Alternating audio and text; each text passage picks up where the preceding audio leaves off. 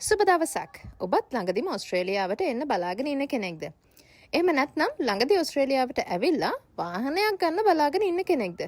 තමන්ගේ පළවෙනි වාහනේ ඕස්ට්‍රේලියාවේදී ගන්නේ කොහොමද කියලා හිතා ඉන්නවනම් ඔන්න මේ වීඩියෝ එක ඔයාටයි. මම අද මේ වීඩියෝ එකෙන් කියන්න යන්නේ මගේ පර්සනල් එක්ස්පීරියන්ස් එක ඕස්ට්‍රේලියාවට ඇවිල්ලා මම මුලින්ම වාහනේ ගත්තේ කොහොමද කියන එක ගැන. මම ඕස්ට්‍රේලියාවට ආවේ 2025 අවුරුද්දේ ජුනි මාසේ.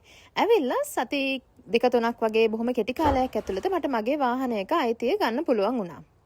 ඉතින් වීඩියෝ එකත් එක්ක දිගටම රැඳිලා ඉන්න මම මගේ අත්දැකීම විස්තර කරන්නම්. මුලින්ම චුට්ටක් කතා කරමු ඇයි වාහනයක් ගන්න අවශ්‍ය කියන එක. සාමාන්‍යයෙන් අපි දියුණු රටක් වුණාම ඒකේ පොදු ප්‍රවාහන සේවය හොඳින් තියෙනවා කියලා බලාපොරොත්තු වෙනවනේ. ඕස්ට්‍රේලියාවේ මම ඉන්නේ වෙස්ටර්න් ඕස්ට්‍රේලියාවල පර්ත් වලත් ඒ වගේම තමයි. පොදු ප්‍රවාහන සේවය හරියටම අකුරට තිතට ක්‍රියාත්මක වෙනවා. නමුත් සමහර ජොබ් වලට ඔයාට අත්‍යවශ්‍ය සුදුසුකමක් වෙනවා තමන්ගේම වාහනයක් තියෙන එක. සමහර ජොබ්ස් වලට ඔයා ෂෝට් ලිස්ට් වෙන්න ඇඩඩ් ඇඩ්වාන්ටේජ් එකක් වෙනවා ඔයාට වාහනයක් තියෙන එක. ඉතින් මේ දේවලුත් එක්ක වාහනයක් ගන්න එක පර්ත් වල විශේෂයෙන්ම වැදගත් වෙනවා.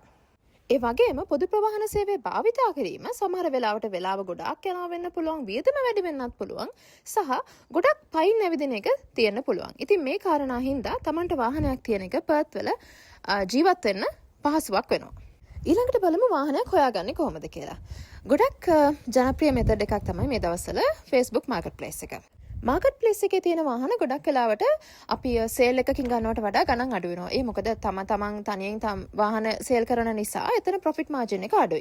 ඉතින් ඒ නිසා ගොඩක් affordable වාහන Facebook Marketplace එකෙන් ගන්න පුළුවන් වෙන්න පුළුවන්. නමුත් ඒක disadvantage එකක් තමයි එතන තියෙන. ඒකේ වාහනේ quality එක කොහොමද? වාහනේ කොච්චර mileage එකක් දුවලද? වාහනේ මොන troubles තියෙනවද? මේ දේවල් ගැන අපිට සාමාන්‍ය වාහන ගැන mechanical දැනුමක් නැති කෙනෙකුට ඒ දේවල් හරියටම දැනගන්න බැරි වෙන්න පුළුවන්. ඊළඟට ගම්ට්‍රී කියලා තව වෙබ්සයිට් එකක් තියෙනවා. ඒකෙනුත් අපිට වාහන හොයාගන්න පුළුවන්. තවත් ක්‍රමයක් තමයි කාර් සේල් එකකට ගිහින් බලන එක. මම තෝරගත්තේ Toyota කාර් සේල් එක. සාමාන්‍යයෙන් Toyota වාහන සේල් හැම ප්‍රධාන නගරකම වගේ තියෙනවා.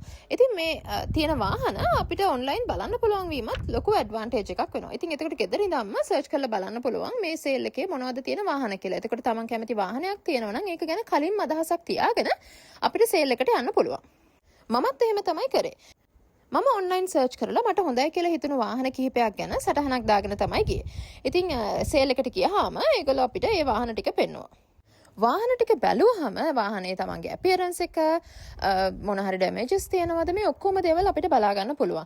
ඉතින් බැලුවහම ඊට පස්සේ තියෙන දේ තමයි වාහනේ ටෙස්ට් ඩ්‍රයිව් එකක් යන එක. ටෙස්ට් ඩ්‍රයිව් එක යන්න අනිවාර්යයෙන්ම අපේ ඩ්‍රයිවිං ලයිසන් එක අරගෙන යන්න ඕනේ. මොකද ටෙස්ට් ඩ්‍රයිව් එක යන්නත් අපේ ඩ්‍රයිවිං ලයිසන් එක තියෙනවද කියලා ඒගොල්ලෝ චෙක් කරනවා. ඉතින් ඒ නිසා වාහනයක් බලන්න යනවා නම් ඩෙෆිනිට්ලි තමන්ගේ පාස්පෝර්ට් එකයි ඩ්‍රයිවිං ලයිසන් එකයි අරගෙනම යන්න.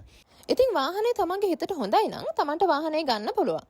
එදාම පේමන්ට් එක කරොත් ඔයාට වාහනේ අරගෙනම යන්නත් පුළුවන්.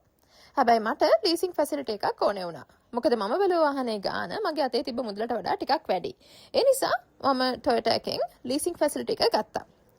ඉතින් ලීසින් ෆැසිලිටි එක ගන්න මට ඕනේ වුණා මගේ පාස්පෝර්ට් එක, මගේ ඩ්‍රයිවිං ලයිසන් එක, මගේ වීසා එක සහ මගේ රැකියාව සහතික කරන ලෙටර් එකක්, letter of employment. මේ දේවල් ඔක්කොම බලලා ඒගොල්ලෝ ලීසින් ෆැසිලිටි එක දෙන්න පුළුවන්ද නැද්ද කියන එක තීරණය කරලා ඊළඟට අපිට දැනුම් දෙනවා.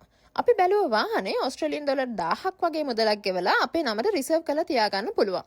සාමාන්‍යයෙන් Toyota leasing එක අප්‍රූව් වෙන්න සතියක් දෙකක් අතර කාලයක් වගේ ගත වෙනවා. නමුත් මගේ සතියකින් විතර වගේ ලීසින් එක අප්‍රූව් වෙලා ආවා. ඉතින් ඒගොල්ලන්ට ක්‍රොස් චෙක් කරගන්න ඕනේ වුණා මගේ එම්ප්ලොයර්ගෙන් මම මෙහෙම එම්ප්ලොයර් කෙනෙක් විදිහට වැඩ කරනවද කියන එක. ඉතින් ඒකට පේ ස්ලිප්ස් ඕනේ වුණා. නමුත් මගේ අවස්ථාවේදී මට පේ ස්ලිප්ස් තිබුණේ නැහැ. මොකද මම ගියා අලුතම නිසා. ඉතින් ඒ නිසා ඒගොල්ලෝ මගේ හොස්පිටල් එකේ ඩිරෙක්ටර්ට කතා කරලා ඒගොල්ලන්ගෙන් කන්ෆර්මේෂන් එකක් ගත්තා මම රැකියාව කරනවා කියලා.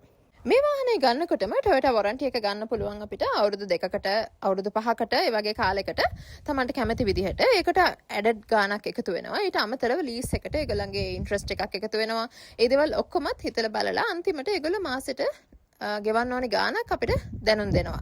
ඉතින් ඒ ගාණ අපිට ඕකේ කියලා හිතෙනවා නම් අපිට ලීසින් ඇග්‍රීමන්ට් එක සයින් කරලා වාහනේ වැඩ කටයුතු ඔක්කොම ෆයිනලයිස් කරන්න පුළුවන්. ඉතින් දැන් ওই විදිහට ගත්ත වාහනේ පාරේ අරගෙන යන්න නම් අපිට තව අවශ්‍යතා දෙකක් තියෙනවා. එකක් තමයි වාහනේ රෙජිස්ට්‍රේෂන් එක, අනිත් එක තමයි වාහනේට ඉන්ෂුරන්ස් එක. මේ දෙක ගත්තේ කොහොමද කියලාත් ඊළඟ වීඩියෝ එකකින් අපි ආයෙමත් කතා කරමු. ඉතින් එහෙනම් සුබ දවසක්.